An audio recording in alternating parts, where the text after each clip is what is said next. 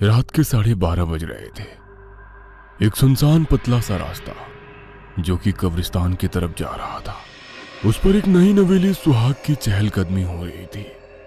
उसके चेहरे पर डर साफ नजर आ रहा था। रात का सन्नाटा उसकी हिम्मत को तोड़ने की ताकत रखता था, लेकिन फिर भी अपने हाथ में एक छोटी सी काले कपड़े की पोटली लिए वो कब्रिस्तान के गेट तक पहुंच ही गई। उसने कब्रिस्तान का गेट खोला और अंदर कदम रखा। चारों तरफ कब्र ही कब्र, और उनके बीच से होती हुई वो सुहागन एक छोटी सी कब्र के करीब पहुंची। उसने उस कब्र के पास की थोड़ी सी मिट्टी अपने हाथों से हटाई और उस पोटली को जमीन में दफन कर दिया। उसके बाद वो इतनी तेजी से वहां से निकल गई जैसे कि उसके पैरों में पंख लग गए हो। उसके कुछ देर बाद ही लाल लहंगा चुनरी पहने, अपने चेहरे को घूंघट से छिपाए, हाथ में लालटेन लिए एक दूसरी औरत वहां पहुंची। उसने उस पोटली को वापस जमीन से निकाला और फिर लालटेन उस पर दे मारा। इस तरह लालटेन टूटा और वो पोटली आग की चपेट में आ गई। इसी कब्रिस्तान से कुछ ही दूरी पर एक बड़े से घर के एक कमरे में नितिन अपने बिस्तर पर लेटा सिगार के कश लगा रहा था। तभी दरवाजा खुला और वो सुहागन अंदर दाखिल हुई। अनुष्का, आ गई तुम? ये सुनकर वो नितिन के पास आकर बैठी और गुस्से में बोली, हाँ आ गई मैं, वो भी जिंदा। अरे गुस्सा क्यों कर रही हो? जिस तरह की फालतू रस्में तुम्हारे इस घर में मुझसे करवाई जा रही है ना, ऐसी रस्मों के बारे में मैंने सुना तक नहीं। इतनी रात में एक पोटली को जमीन में गाड़ने के लिए मुझे कब्रिस्तान भेज दिया। अगर मुझे कुछ हो जाता तो? उसकी बात को नितिन सुन तो रहा था, लेकिन मुंह से कुछ भी नहीं बोल पा रहा था। ये बस आखिरी रस्म थी जो मैंने कर दी। अब आगे से अगर मुझसे माँ जी ने कोई भी ऐसी वाहियात रस्म करवाई ना, तो मैं पता नहीं क्या कर बैठूंगी। ये कहकर अनुष्का ने चादर टानी और सोने गई। नितिन सोच रहा था कि जिस माँ के आगे उसके पिता नहीं बोलते थे, वो उसके आगे क्या बोलेगा, इसलिए वो चुप ही रहा। उस रात से करीब 9 महीने गुजर जाने के बाद रात के समय अनुष्का को प्रसव पीड़ा शुरू हुई। नितिन, नितिन ड्राइंग रूम में अपनी माँ पल्लवी के पास गया, जहाँ उसकी बहन कामिनी भी बैठी थी। माँ, अनुष्का को लेबर पेन शुरू हो गया है, हमें उसे डॉक्टर के पास ले जाना चाहिए। डॉक्टर की जरूरत नहीं है, हमने उसका प्रबंध कर दिया है। तभी दरवाजे से होती हुई एक बूढ़ी औरत अंदर आई। पल्लवी ने उसको अनुष्का के कमरे में भेज दिया और बूढ़ी ने अंदर जाते ही दरवाजा बंद कर दिया। कुछ देर बाद हमारे खानदान का वारिस आने वाला है। कामनी बेटा, तुम सुबह से ही जश्न मनाने की तैयारी शुरू कर देना। कुछ देर बाद एक बच्चे के किलकारी की आवाज सभी को सुनाई दी और वो बूढ़ी बाहर निकली। मुबारक हो, आपको बेटी हुई है। ये सुनकर नितिन बहुत खुश हुआ और कमरे के अंदर दाखिल हो गया, लेकिन पल्लवी के चेहरे पर गुस्सा उबल आया। ये कैसे हो सकता है? एक लड़की? क्या तुमने उससे वो विधि नहीं करवाई थी? करवाई थी माँ। भाभी के पेट पर से मैंने अपने हाथों से वो पोटली पूरे 9 बार घुमाई थी और उनको कब्रिस्तान भी भेजा था। इसका मतलब है उस तांत्रिका ने हमें गलत टोटका बताया था। चलो अभी उसके पास चलते हैं। पल्लवी ने कामिनी को अपने साथ लिया और उसी टाइम घर से निकलकर शमशान भूमि की तरफ रवाना हो गई। कामिनी को इस समय डर तो बहुत लग रहा था, लेकिन अपनी माँ के गुस्से के आगे वो कुछ नहीं बोल रही थी। अचानक उसको पायरों की आवाज सुनाई दी और दोनों ने पलटकर पीछे देखा। उनसे काफी पीछे वही लालटेन वाली औरत उनको नजर आई। माँ, ये कौन है? होगी कोई पागल, तुम पीछे मत देखो, आगे बढ़ो। वो दोनों फिर से आगे बढ़ने लगी और कुछ कदम चलने के बाद उन दोनों की सांसें और कदम दोनों रुक गए। उन्होंने देखा कि जो लालटेन वाली औरत उनके बहुत पीछे थी, अब वही उनसे 10 कदम आगे खड़ी नजर आ रही थी। ए लड़की, कौन है तू? पल्लवी ने उससे सवाल किया। उसने धीरे से अपना लालटेन चेहरे के करीब लाकर उन दोनों को अपना चेहरा दिखाया, जिसे देख देखकर पल्लवी और कामिनी दोनों का दिल दहल उठा। दोनों चीखती चिल्लाती हुई अपने घर की तरफ वापस भाग निकली। वह सीधा अपने कमरे में आकर रुकी और लंबी लंबी सांसें लेने लगी। मम्मी, वो औरत कौन थी? कितना भयानक चेहरा था उसका। वो कौन थी इस बात से ज्यादा मुझे चिंता इस बात की है कि अनुष्का ने जिंदा लड़की कैसे पैदा की। उस तांत्रिका ने कहा था कि अनुष्का के पेट पर से उस पोटली को 9 बार घुमाकर अनुष्का के हाथों ही कब्रिस्तान में गड़वाना है। उसके बाद अगर अनुष्का के पेट में लड़की हुई तो वो पैदा होने से पहले ही मर जाएगी, और अगर लड़का हुआ तो ही वो सही सलामत पैदा होगा।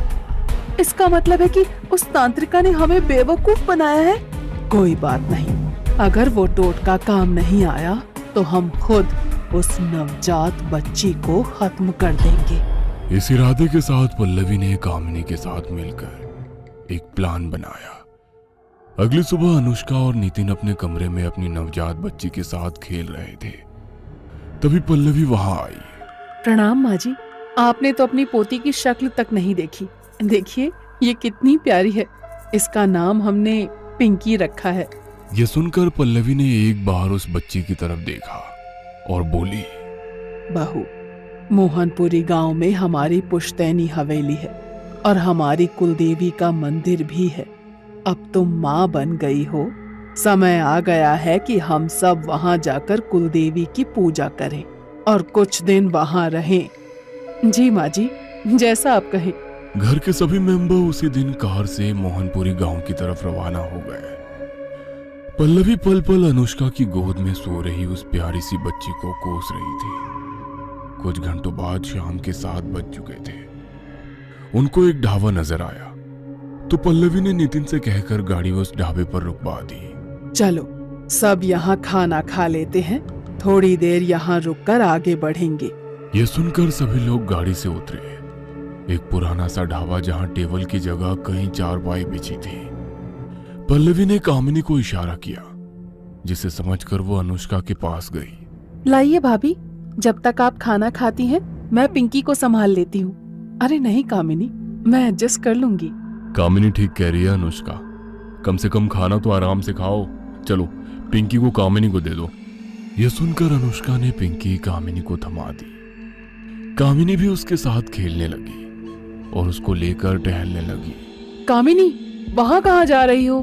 अरे भाभी, मैं यही हूँ, आप फिक्र मत करो, मैं बस पिंकी को थोड़ा घुमा लाती हूँ। अनुष्का, तुम खाने पर ध्यान दो ना, वो उसकी बुआ है, संभाल लेगी उसको। अब अनुष्का और नितिन खाना खाने में लग गए। कामिनी पिंकी को ढाबे के पीछे वाले जंगल में ले गई, जहाँ से भेड़ियों की आवाजें भी सुनाई दे रही थी। अरे बाप रे, यहाँ तो जंगली जानवर काफी ज्यादा महसूस हो रहे हैं। वहाँ कह दूंगी पिंकी को एक भेड़िया खींचकर ले गया। ये कहकर कामिनी ने पिंकी को जमीन पर रख दिया और फिर बोली, पिंकी बेटा, तुम यहीं आराम से लेटो, थोड़ी देर बाद भेड़िए अंकल तुमको लेने आने वाले हैं। ये कहकर वो पीछे मुड़ी। तभी उसको सामने वही लालटेन वाली औरत नजर आई, जिसे देखकर कामिनी की रूह कांप उठी। उसको समझ नहीं आया कि वो क्या करे। डरते डरते उसने जैसे ही पीछे कदम लिया, उसका पैर मुड़ा और वो जमीन पर गिर गई। आउच!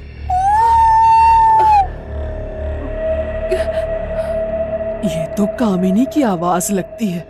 यह सुनकर नितिन और अनुष्का भी उठ खड़े और वो तीनों डरी हुई हालत में ढाबे के पीछे जंगल की तरफ भागे। कामिनी के हाथ में पिंकी भी है, पता नहीं क्या हुआ होगा उसको। वो उसको आवाज लगाते, लेकिन सामने से कोई जवाब नहीं मिल रहा था। तभी कुछ ही दूरी पर जमीन पर उन सभी को पिंकी पड़ी हुई नजर आई। पिंकी, मेरी बच्ची।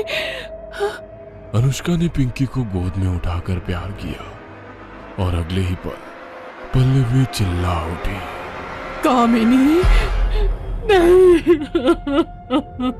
सामने कामिनी की लाश पड़ी थी।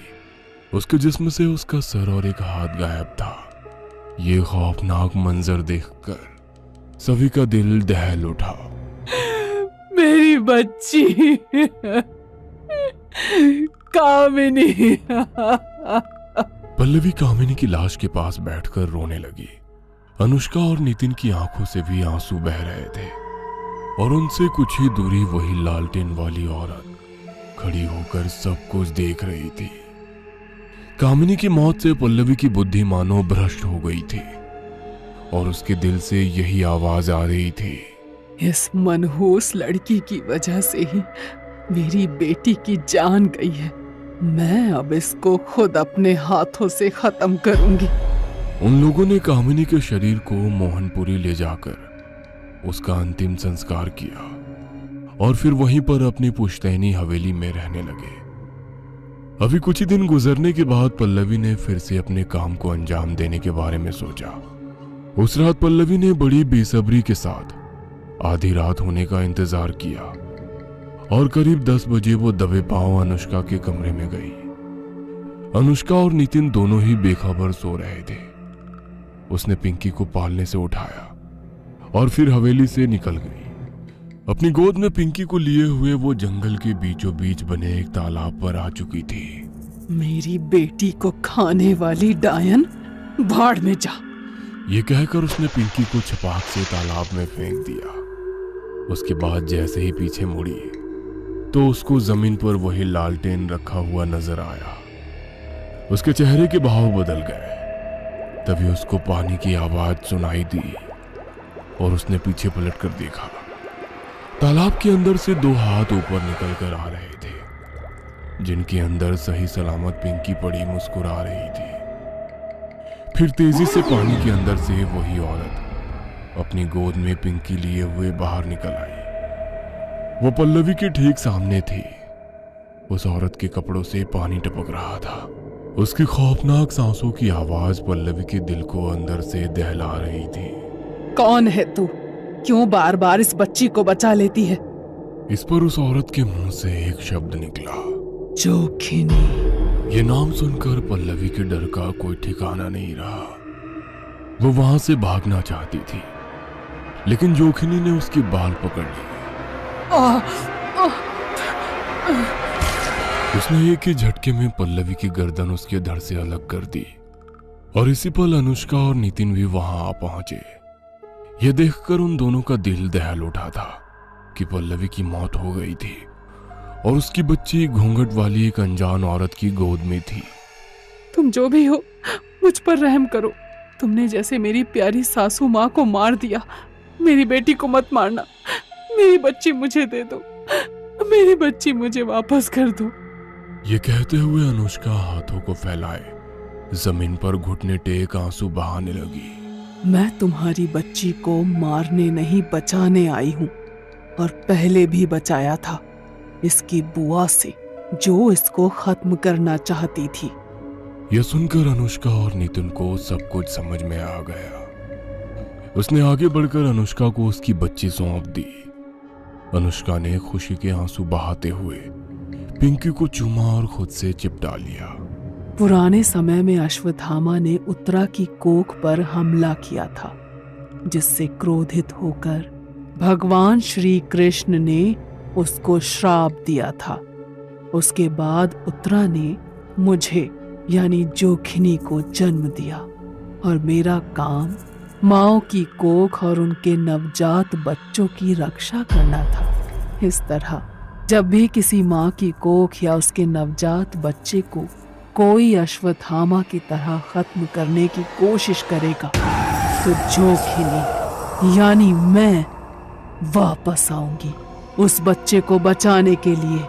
यह सुनकर अनुष्का और नितिन उसको हैरानी से घूरते रह गए और जोखिनी धुएं की तरह हवा में गायब हो गई। दोनों ने अपनी बच्ची को खूब प्यार किया और सामने रखे हुए उस लालटेन को देखने लगे जो अभी